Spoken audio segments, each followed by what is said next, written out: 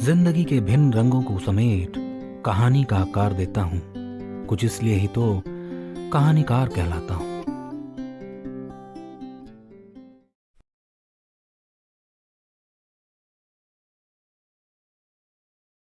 हमारी कहानियां सुनते रहने के लिए हमारा चैनल सब्सक्राइब करना और बेल आइकन दबाना ना भूलें। कहानियों के घर में आपका स्वागत है। मैं हूं कहानीकार सुधांशु राय और सुना रहा हूं आगे की कहानी, रेड ब्लड समुराई भाग 3। अब तक आपने सुना जापान में एक समुराई लोगों को मारता जा रहा था, जिसके चलते डिटेक्टिव बुमरा, सैम और डॉक्टर शेखावत वहां जाते हैं। देर रात डिटेक्टिव एक गली में उसका इंतजार करते हैं। वहीं बाकी लोग ये मंजर देख रहे थे। समुराई आता है और उसके और बुमरा के बीच सिर्फ मौत थी। अब आगे की कहानी। वहां पसरी खामोशी मानो सबको एक कंपन देने लगी। कुछ लोग तो दांतों को भींचे अपनी जगह बने रहे, वहीं कुछ की तो सांसें ही बढ़ गई। अब क्या होगा? समुराई और बुमरा के बीच फासला घट चुका था। हवा पेड़ों को टटोल उन्हें झुला वहां के गर्म माहौल को थोड़ा ठंडा करने की कोशिश करने लगे। दो भारतीय भी उस इलाके में रहते थे। दोनों हैरान थे। क्या करने वाला है ये डिटेक्टिव? मुझे तो कोई मूर्ख मालूम होता है, एक बुदबुदाया। हाँ, बात तो सही है। ये कर क्या लेगा? उस समुराई के सामने तो कुछ सेकंड्स भी नहीं टिक पाएगा। दूसरा आंखें गड़ाए नजारा देख रहा था। सैम और शेखावत दरवाजे की आड़ से अब प्रतीक्षा करने लगे कि बुमरा संकेत कब देगा। समुराई ने अपनी तलवार हवा में नचाई और दौड़ता डिटेक्टिव की ओर बढ़ने लगा। बुमरा ने पोजीशन ली और अपने दोनों टांगों को थोड़ा फैलाया। एक पुलिस ऑफिसर बोला। इसका मतलब हुआ क्या वो लड़ेंगे? कोई भी मानने को तैयार था ही नहीं कि उस समुराई से बुमरा भला लड़ेंगे भी, पर उनकी पोजीशन देखकर एक बात साफ कही जा सकती थी कि जमीन पर वो अपने पांव जमा रहे हैं। समुराई ने फुर्ती दिखाते हुए भयानक वार किया। डिटेक्टिव ने अपनी तलवार का इस्तेमाल कर बस उस समुराई के वार को रोक लिया, पर उस प्रहार में इतनी ताकत थी कि डिटेक्टिव अंदर तक हिल गए। उनके हाथ नीचे जमीन को छू गए। इतनी ताकत! बुमरा के हाथ देखो नीचे तक चले गए। वो रोक नहीं पाया शायद। सैम बोला। हमारी बारी आने वाली है, तैयार रहो। शेखावत ने माचिस निकाली। वो कुछ जलाने की तैयारी में थे। समुराई ने बिना रुके दूसरा प्रहार किया और ये प्रहार घातक था। बुमरा के कंधों को छूते हुए उसकी तलवार तीव्र गति से निकली। हालांकि तलवार की चोट मामूली थी, खून साफ उनकी शर्ट पर दिखने लगा। समुराई अब अपना आखिरी वार करने वाला था, वो वार जिसके बाद बुमरा का सर धड़ से अलग हो जाएगा। पर तभी समुराई के हाथ रुक गए। वो अचानक खड़ा हो गया। हर कोई आश्चर्य में मुंह खोले ये दृश्य देखने लगा। डिटेक्टिव अपने हाथों से हवा में एक निशान बना रहे थे, जिसको देखते ही समुराई ने तलवार नीचे कर ली। फिर नीचे जमीन पर उन्होंने उंगलियों से कुछ लिखा। समुराई सब कुछ वहां खड़े देखता रहा। उधर सैम और डॉक्टर प्लान के मुताबिक वहां की गलियों में दौड़ गए और हरे रंग के पदार्थ को जला धुआं करने लगे। जब धुआं इतना हो गया कि समुराई तक पहुंचने लगा तो वो होश में आया। हालांकि उसके कदम लड़खड़ाने लगे। वो वापस एक दिशा में धुएं के बीच चला गया। सैम और शेखावत बुमरा के करीब आ गए। सैम ने डिटेक्टिव की चोट पर पट्टी बांध दी। बस धुआं छटने का इंतजार करो, वो आस पास की गली में ही कहीं पड़ा मिलेगा। डिटेक्टिव ने हारुतो को आने का इशारा किया। हारुतो तुरंत वहां पहुंच गया। What happened just now? Let's wait. We are still left with the last stage of our plan. धुआं धीरे धीरे कम होने लगेगा।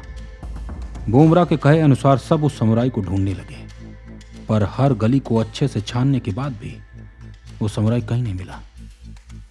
यह समाचार अच्छा समाचार न था। प्लान के मुताबिक तो समुराई बेहोशी की हालत में वहीं कहीं पड़ा मिलता। सूरज की हल्की रोशनी जब झांकने लगी तो सैम, बुमरा और डॉक्टर होटल चले आए। हारुतो और पुलिस को बताया गया कि जल्द उनको खबर दी जाएगी कि आगे क्या करना है। बुमरा के लिए प्लान नाकामयाब था। वो बस इसी उधेड़ बुन में थे कि आखिर हुआ तो क्या हुआ। वहीं तोहोकू में चर्चा होने लगी एक व्यक्ति समुराई से आमना सामना कर जिंदा लौट आया। बात भी सही थी। आखिर अब तक उस समुराई से मिलकर कोई जिंदा भी तो नहीं बचा था। हर कोई बुमरा और उसकी टीम की सराहना करने लगा। बात आग की तरफ फैल गई। एक भारतीय डिटेक्टिव ने किया समुराई को चित और लड़खड़ाता निकला वहां से समुराई। हरतों की नाक भी ऊंची हो गई। पुलिस भी उसके फैसले से खुश थी। होटल के कमरे में बुमरा खिड़की के पास बैठे बाहर देख रहे थे। अरे बताओगे कि समुराई बच कैसे गया?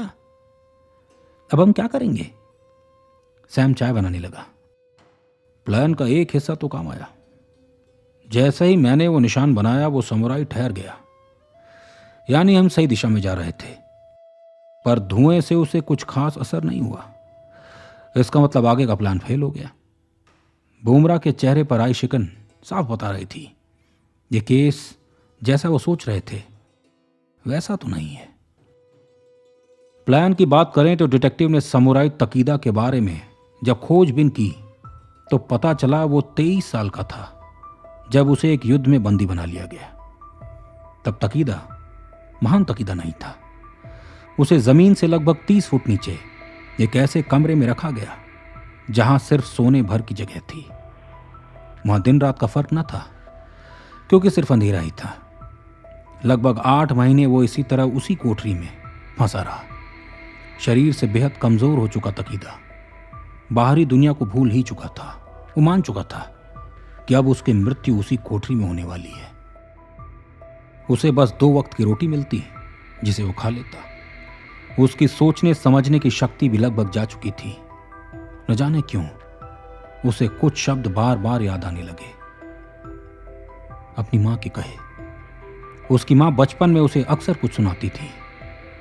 वो नींद में भी वही शब्द दोहराने लगा और एक रात उसे फुसफुसाने की आवाज आई, शायद बगल के कैदी की। तकीदा का कहना था वो कैदी दीवार के आर पार आ जा सकता था, लेकिन सिर्फ एक खास समय पर। उस कैदी का कहना था जो शब्द तकीदा ने बोले उसने उसे उससे बात करने पर मजबूर कर दिया। अब वो तकीदा का वहम था या सच में कोई कैदी था जो दीवार के पार आ उससे बातें करता था? इसकी पुष्टि कोई न कर सका। तकीदा का यह भी कहना था कि उसका मास्टर वो कैदी ही था। उसने उसे वो ज्ञान दिया जिसके बाद वो महान तकीदा बन सका। लगभग 2 साल बाद हमले के बीच वो वहां से भाग निकला, पर जब वो उस कैदी की कोठरी में गया तो कोई न मिला। बाकी कैदियों का भी यही कहना था, उस कोठरी में कोई नहीं था। पर तकीदा का भरोसा पक्का था। कहते हैं उसके गले में एक लॉकेट होती थी जो उस कैदी ने दी थी। उसके बाद वह ऐसे लड़ता था जैसे उसके पास असाधारण काबिलियत हो। क्या उस लॉकेट में उस कैदी की रूह थी? क्या वो कैदी कोई शक्ति थी? उसकी मां के शब्द बोलते ही वो क्यों मिलने आया? इन बातों के जवाब अभी तक नहीं मिले। पर मुझे एक बात समझ नहीं आई, क्या वो तकीदा ही है? शेखावत ने अपने बैग से एक बॉक्स निकाला। हाँ भी और नहीं भी। अगर वो तकीदा नहीं होता तो निशान जो मैंने हवा में बनाए वो उसके बाद रुकता नहीं। वो निशान उसकी मां के निशान थे, पर धुएं का उस पर कोई असर भी नहीं हुआ, जिससे उसके तकीदा ना होने का प्रमाण भी मिलता है। उस धुएं में चारकोल था और किताब के हिसाब से चारकोल से तकीदा को सांस लेने में दिक्कत होती थी, तो उसे वहीं गिर जाना चाहिए था। बुमरा चार्ट को बारीकी से देखने लगे। तभी सैम को फोन आया। फोन हरुतो का था। उसके दरवाजे पर जापानीज भाषा में कोई कुछ लिख गया था, और वो भी राख से।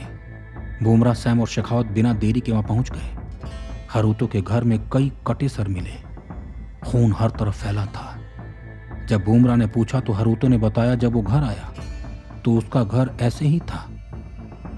ये किसी और का काम तो नहीं? सैम ने पूछा। नहीं, वार के एंगल को देखो, सब के सब बिल्कुल सटीक और एक जैसे हैं। इसका मतलब वो यहां आया था, पर कब? डिटेक्टिव हैरान थे। यानी वो हरुतो को मार कर ही दम लेगा। शेखावत से रहा ना गया। सिर्फ हरुतो ही नहीं, मुझे भी। वो समझ गया कि हम उसको पकड़ना चाहते हैं। बुमरा ने दीवारों को बारीकी से देखा। नातावाद शीनू देशु, इसका मतलब? सैम आगे आया। इसका मतलब हुआ तुम मरोगे। अचानक सबको किसी के फुसफुसाने की आवाज आने लगी, जैसे दीवारें उनसे बात कर रही हैं। डरा देने वाला मंजर था। हरूतो की गर्दन पर तभी खून दिखा और उसका सर नीचे गिर गया, जैसे एक झटके में किसी ने उसका सर धड़ से अलग कर दिया। उसे चीखने का भी मौका नहीं मिला।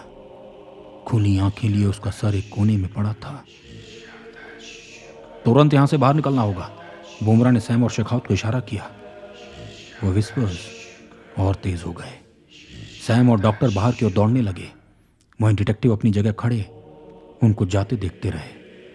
दरवाजा बंद हो गया। सैम और डॉक्टर अब बाहर थे, वहीं बुमरा अंदर। दोनों स्तब्ध खड़े जाने की कोशिश करने लगे कि अभी हुआ तो क्या हुआ। बुमरा अंदर क्यों रह गया? क्या वो उन्हें बचाना चाहता था या फिर वो बाहर आ ही नहीं सकता था? बुमरा, दरवाजा खोलो बुमरा, सैम चिल्लाता रहा। आखिर तकीदा का रहस्य क्या है? डिटेक्टिव बुमरा जिंदा बच पाएंगे?